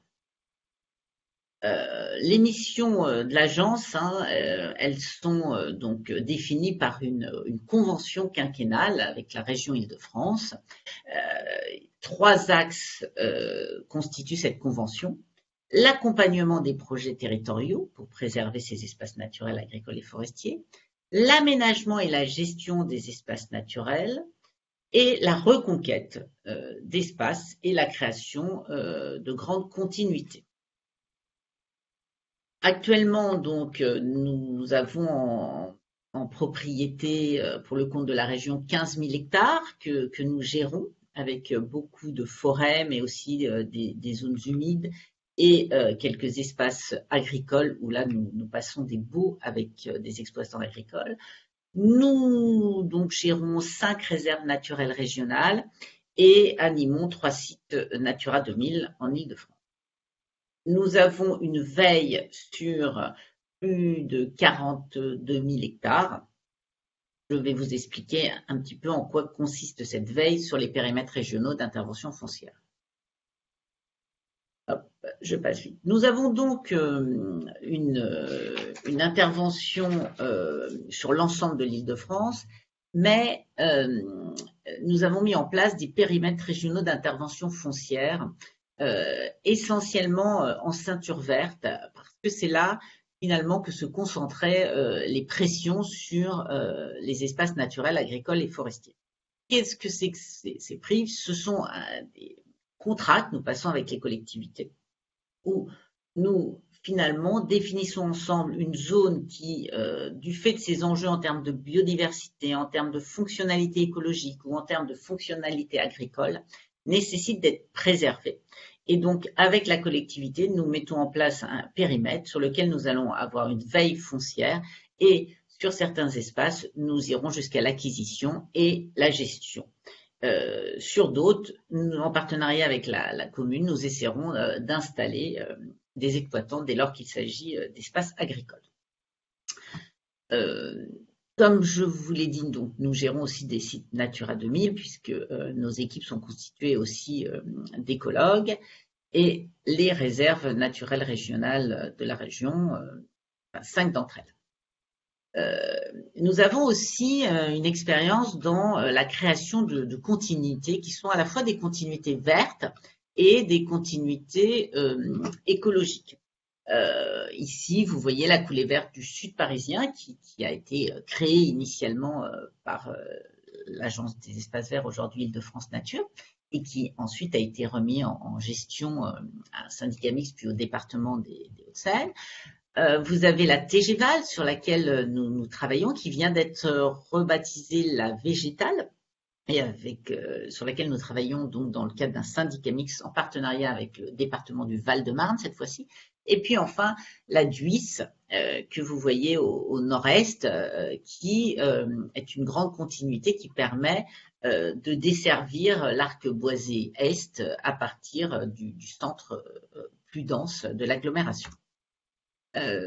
Historiquement, donc, l'agence a financé et a facilité la création de nombreux espaces verts en Île-de-France. Et dans le cadre du plan vert qui a été voté en 2017 par la région Île-de-France, nous avons apporté notre instruction technique à de nombreux projets de création d'espaces verts.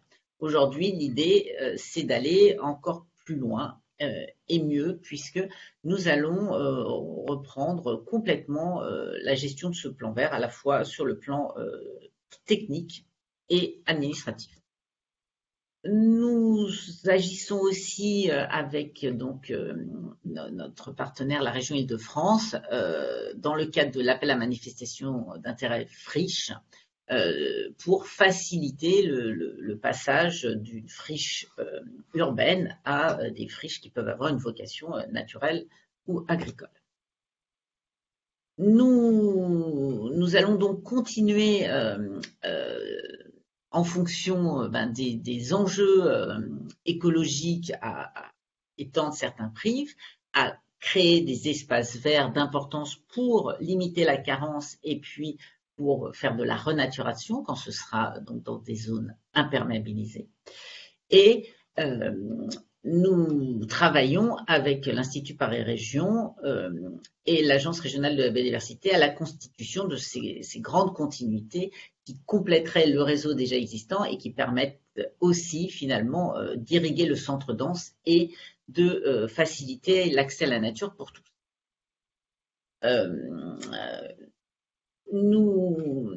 Comme évoqué, donc nous avons une expérience en tant que maître d'ouvrage. Là, on voit un petit peu l'idée de cette liaison entre les PRIF qu'évoquait Marc Barra tout à l'heure, et puis ce que pourrait être un réseau de continuité une fois réalisé.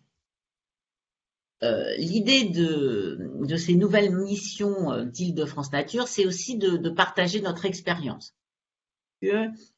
Ici, vous avez un exemple sur Précy-sur-Marne, notamment, où nous déconstruisons, démolissons et rendons les berges à la nature dans le lit majeur de la Marne, sur la partie droite de la slide. Nous avons aussi à gérer parfois de grosses décharges sauvages sur certains sites où nous allons créer des espaces verts et donc où nous mettons en place un système de gestion des déchets et d'économie circulaire. Nous sommes composés donc pour cela d'urbanistes, d'écologues, de spécialistes du foncier, de forestiers et d'ingénieurs.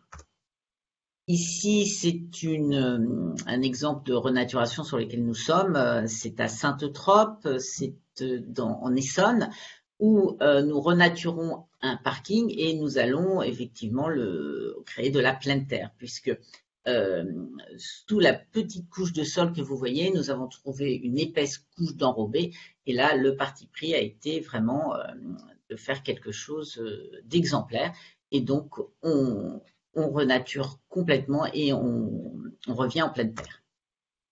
L'idée d'Île-de-France Nature, c'est aussi de mieux faire connaître les politiques régionales. Nous sommes sollicités pour apporter nos contributions sur le SDRIFE, sur le schéma régional des continuités écologiques qui est relancé, et puis bien sûr, comme déjà évoqué, sur les plans verts, friches, agricoles.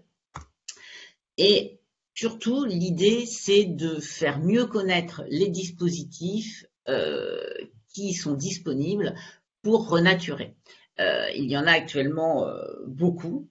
Et donc, l'idée d'Île-de-France Nature, c'est de vous flécher, dès lors que vous avez un projet, sur le meilleur dispositif. Et puis, avec nos partenaires de l'Agence régionale de la biodiversité, eh bien, vraiment faire connaître ces dispositifs et les rendre faciles d'accès. Donc là, vous voyez, il y en a beaucoup de listés, îlots de fraîcheur, toiture, reconquête de la biodiversité, continuité écologique, entrée de ville, politique eau avec toute une partie sur berges et maîtrise des ruissellements. Et donc, l'idée avec ce lancement d'Île-de-France Nature et cet appel à une manifestation d'intérêt que vous a déjà présenté Sophie Deschiens, c'est vraiment, lorsque vous avez un projet, eh bien, de vous faciliter sa mise en œuvre. Alors, ce projet, il peut être au stade de l'intention, au stade de l'étude, au stade de la réalisation. Et donc, dans chacun des cas, eh bien, soit nous pouvons vous financer une étude qui permettra de finaliser un petit peu la faisabilité de votre projet, soit vous fléchez vers le meilleur dispositif, soit vous accompagnez par des conseils. Les études qui peuvent être financées dans le cadre de cette AMI, ce sont des études prospectives de qualité des sols, de faisabilité, de diagnostic. L'aide est assez conséquente puisque c'est une subvention de 70% du montant de l'étude avec un plafond de 100 000 euros pour la subvention. L'idée aussi de cette AMI, c'était en finançant à ce taux de ne pas vous obliger à aller chercher des financements croisés pour cette première étape qui doit vraiment déclencher l'opérationnalité du projet et donc de rendre encore une fois les choses simples pour toutes les collectivités qui souhaitent renaturer. Comment candidater à cette AMI? Eh bien, vous allez sur le site d'Île-de-France Nature et vous candidatez sur le formulaire. Et ce formulaire, eh bien, vous pouvez le remplir quelle que soit l'étape de votre projet, puisque ensuite, nous, les équipes, eh bien, on vous accompagnera pour voir finalement qu'est-ce qu'on envisage avec vous pour que vous puissiez passer à l'action. Avec vous, puis avec nos partenaires. Et donc, vous avez une adresse renaturation@île-de-france-nature.fr. Voilà, je m'arrête ici et je suis prête pour répondre à vos questions. Merci beaucoup Anne pour cette présentation d'Île-de-France Nature et de l'AMI. Une question notamment sur la végétalisation des cours d'école. Est-ce que l'AMI, cette AMI ou un autre dispositif peut aider à soutenir la mise en œuvre de travaux de végétalisation de cours d'école? Alors, si vous en êtes au stade, quel est le potentiel dans mes cours d'école? Eh bien, on peut effectivement financer une étude, mais quoi qu'il en soit, l'AMI, comme je vous l'ai expliqué, c'est pour flécher. Donc, on vous fléchera, par exemple, préférentiellement sur ce type de projet, sur îlot de fraîcheur, un dispositif qui a été mis en place par la région pour répondre à ce type de projet. Est-ce que merci Anne, est-ce que l'AMI concerne toutes les communes, quelle que soit sa typologie urbaine, rurale, ou est-ce qu'il y a des collectivités ciblées en particulier? Alors, toutes les communes sont éligibles. Suite au travail de Regreen, un certain nombre de communes avaient été pré-identifiées, environ 145 communes, parce qu'elles avaient répondu au questionnaire Natura et donc avaient fait part à l'Agence régionale de la biodiversité et à Île-de-France Nature d'un projet de renaturation, et parce qu'elles avaient un enjeu qui ressortait sur la plateforme multicritère Regreen. Mais toutes les communes qui ont un projet, bien sûr, peuvent candidater. Au contraire, l'idée, comme c'est évoqué depuis le début sur ce webinaire, c'est de renaturer partout où c'est possible. Tout le monde est donc concerné.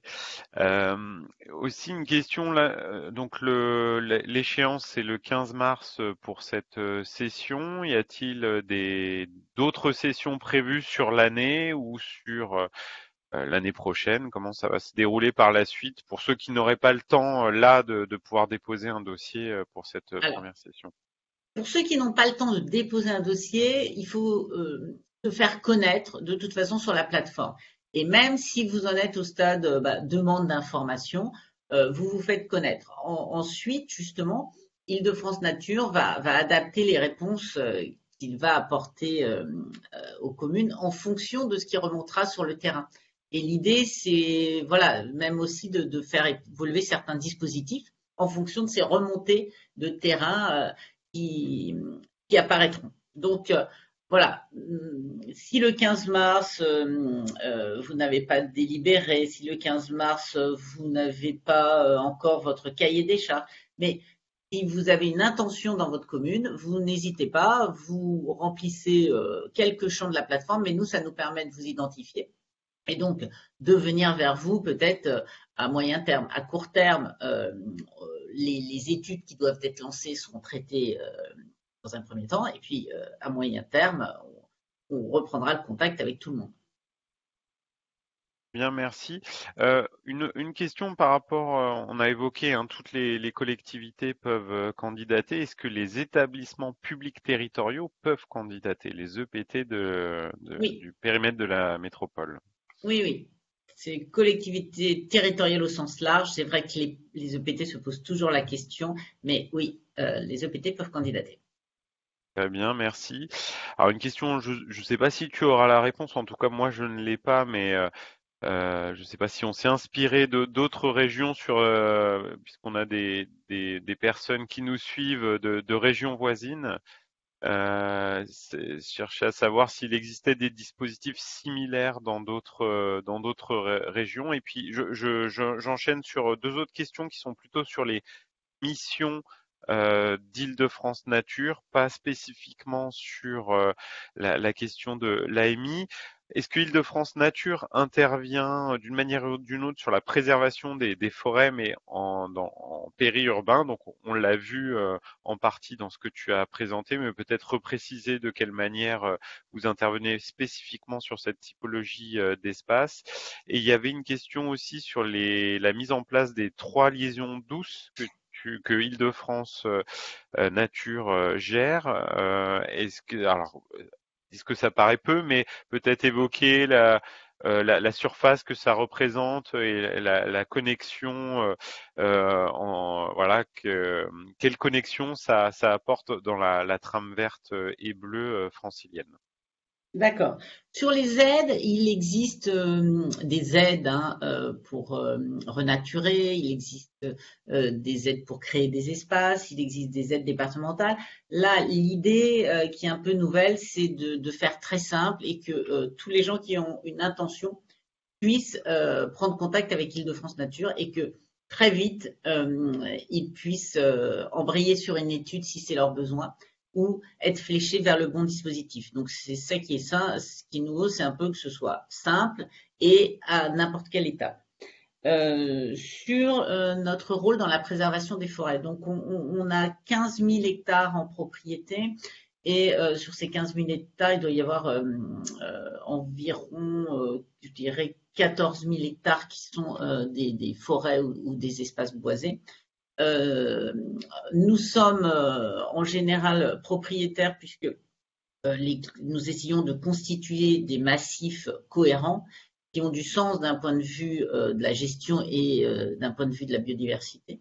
Et donc, régulièrement, nous continuons à acheter des espaces privés pour les ouvrir au public et pour les préserver sur le long terme. Donc ça, vous pouvez retrouver ça sur notre site. Et nous travaillons aussi beaucoup sur les liaisons entre ces espaces. Sur la carte, j'ai présenté 3 liaisons qui sont des liaisons qui sont aussi piétonnes. Nous avons beaucoup de liaisons et nous travaillons sur la fonctionnalité des prix entre eux. Là, voilà, ces 3-là, elles sont, c'est des liaisons qui font 20 km, 22 km, qui sont amenées à faire plus, qui partent du centre dense et qui permettent d'aller découvrir tous ces espaces qui sont plutôt dans la ceinture verte. On est sur d'autres projets, on travaille en partenariat sur d'autres continuités avec des collectivités. Là, c'était vraiment celles qui, historiquement, étaient les premières. Hein, on pense Coulées Vertes du Sud parisien, et donc qui ont été réalisées au départ par l'agence. Très Et bien, l'idée, c'est merci. d'en faire Oui. plus, et notamment dans le cadre d'une métropole nature sur les 4 continuités sur lesquelles on travaille avec l'Institut Paris-Région. Très bien, merci beaucoup Anne. Alors là, j'ai une question, mais qui va peut-être plutôt s'adresser à Gwendoline et à Marc sur les structures qui vont être en capacité. Cela dit, Anne aussi, tu peux compléter, hein, les structures qui vont être en capacité d'accompagner les collectivités dans la mise en œuvre de leurs opérations, de leurs projets de renaturation, au-delà d'Île-de-France Nature et de l'Agence régionale de la biodiversité pour accompagner vers les dispositifs de financement ou les partenaires à contacter. Voilà, quelle ingénierie on peut mobiliser pour construire son projet de renaturation? Nous, la première étape, hein, on va travailler avec l'ARB, on va mettre en place une bibliothèque d'exemples, d'outils, de cahiers des charges à partager avec les porteurs de projets. On est au départ avec la collectivité, on regarde de quelle ingénierie elle a besoin. Si dans les ressources IPR, ARB, Île-de-France Nature, eh bien, on peut commencer à travailler avec elle, on le fera. Et puis après, on financera une étude ou une assistance à maîtrise d'ouvrage si besoin pour la collectivité. Voilà pour ma partie. Mais je ne sais pas si Marc et Gwendoline ont des compléments. Je veux bien compléter sur les bureaux d'études spécialisés en génie écologique parce que c'est effectivement une question qu'on nous pose de plus en plus. C'est un sujet nouveau, la restauration écologique en ville, donc il n'y a pas encore énormément de bureaux d'études, mais ça commence à venir. Alors je peux pas les citer tous et ça serait, il faudrait que je les cite de manière exhaustive. Donc en tout cas, vous pouvez vous rapprocher de nous pour qu'on vous oriente vers des bureaux d'études, par exemple, qui sont spécialisés sur les diagnostics de sol et la restauration des sols. Les bureaux d'études qui fournissent des végétaux locaux ou qui sont spécialisés dans l'ingénierie écologique des plantes. Il y en a quelques-uns. En tout cas, ce que vous pouvez faire, c'est vous rapprocher des structures fédératrices. Par exemple, au niveau national, il y a l'AFI, l'Association française interprofessionnelle des écologues, qui regroupe beaucoup de bureaux d'études qui ont ce prisme génie écologique. Il y a l'UPGE, l'Union professionnelle du génie écologique, qui regroupe des entreprises qui sont capables de faire des travaux de A à Z sur de la renaturation.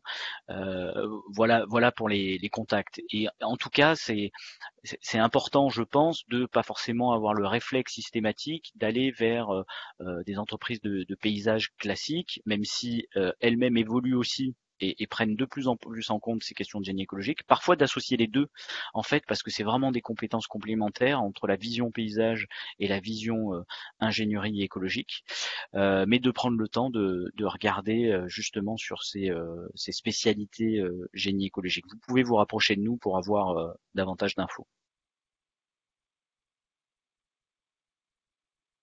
Merci Marc. Gwendoline, c'est bon, pas rien à ajouter sur cet aspect-là.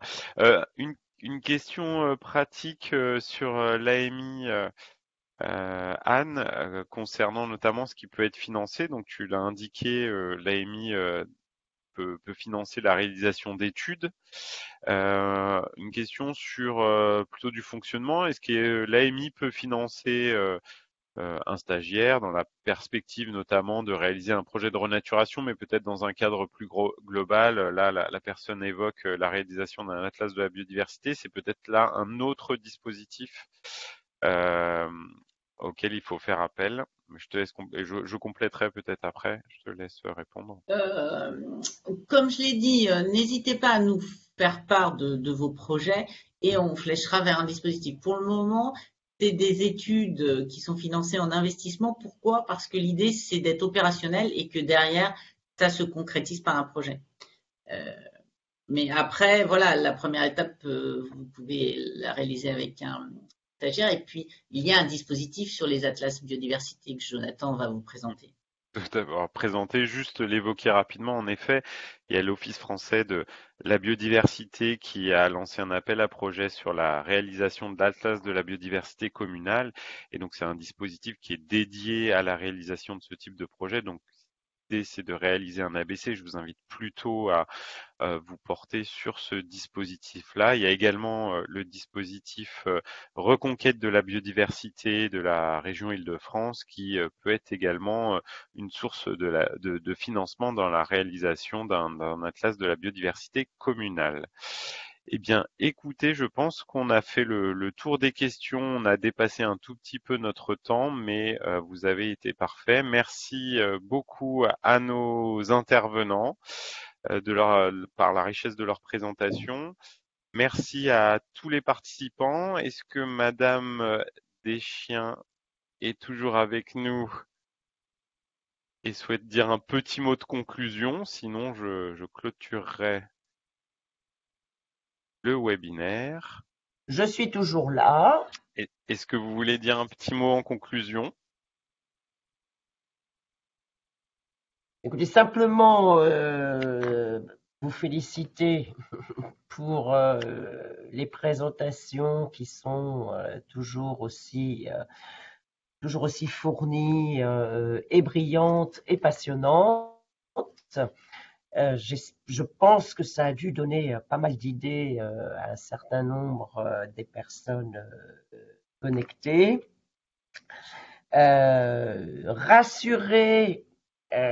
Essayer de rassurer tous ceux qui ont posé des questions sur notre AMI. Je me répète, Anne l'a dit également à plusieurs reprises, il ne s'agit pas de déposer un dossier, je sais que vous avez tous l'habitude de cela, hein, mais justement, comme Anne l'a dit, c'est assez novateur. Nous sommes dans la simplification. L'essentiel est d'avoir un projet et derrière, nous sommes là, enfin, toutes les équipes d'Île-de-France Nature et, je le précise, de l'ARB et de l'Institut Paris Région, selon justement la nature des projets. Tout le monde est là pour vous accompagner. Donc n'hésitez pas, vous avez une idée, lancez, pas de problème. Et si effectivement derrière, il y a, on peut considérer que, je pense à la dernière question là sur l'agenda Biodiv. Bon, bien évidemment, c'est vrai que vous serez réorienté immédiatement vers le bon interlocuteur. En revanche, s'il s'agit de projets de réalisation, puisque l'objectif c'est vraiment de lancer cette dynamique de renaturation de nos villes, désimperméabilisation, de lutte contre les îlots de chaleur, tout cela, de lancer cela au plus vite. Nous avons effectivement derrière, une fois les études menées et donc financées par Île-de-France Nature, nous sommes dans la capacité, bien sûr, de vous orienter vers le bon dispositif. Je l'avais dit en introduction, mais je le répète, étant précisé que je vais mettre également en place un comité des financeurs pour mettre autour de la table tous nos partenaires, alors pour le coup je dirais extérieurs à l'entité régionale, hein, tels que par exemple l'agence de l'eau ou encore des acteurs de la compensation qui disposent de financements importants et qu'il est parfois compliqué d'aller voir. Et l'idée c'est vraiment, une fois qu'on a votre projet, de se mettre autour de la table et de leur présenter les projets un par un pour que justement ils co-financent à nos côtés. Voilà, pardon, j'étais un petit peu longue. Je laisse Jonathan conclure parce que pour rappeler peut-être, enfin peut-être même certainement, Oui, les la autres, suite. la suite. Tout à Voilà, fait, tout merci à à fait. tous. Merci beaucoup. Et je compte sur vous, déposer vos dossiers, vos projets. Voilà, même moi je Projet. le fais. L'appel est lancé. Oui, bah, juste pour clôturer, merci encore à tous et à toutes de votre participation, de vos interventions. Vous rappelez que les 3 prochains webinaires seront donc le 14 mars pour le webinaire dédié à ce qu'on évoquait tout à l'heure sur les leviers et les freins pour réussir, enfin les freins et les leviers pour réussir son projet de renaturation. Le 18 avril, plutôt un webinaire dédié à la renaturation comme un levier d'adaptation des villes au changement climatique. Et le 31 mai, donc pour tous ceux qui sont pour l'instant fixés, le webinaire dédié à la question des friches. Vous retrouverez donc le replay et les présentations sur les sites de l'Institut Paris Région, de l'Agence régionale de la biodiversité. Donc vous pouvez les voir et revoir l'ensemble de ce qui vous a été présenté. Vous aurez les liens. On vous mettra également les réponses aux questions.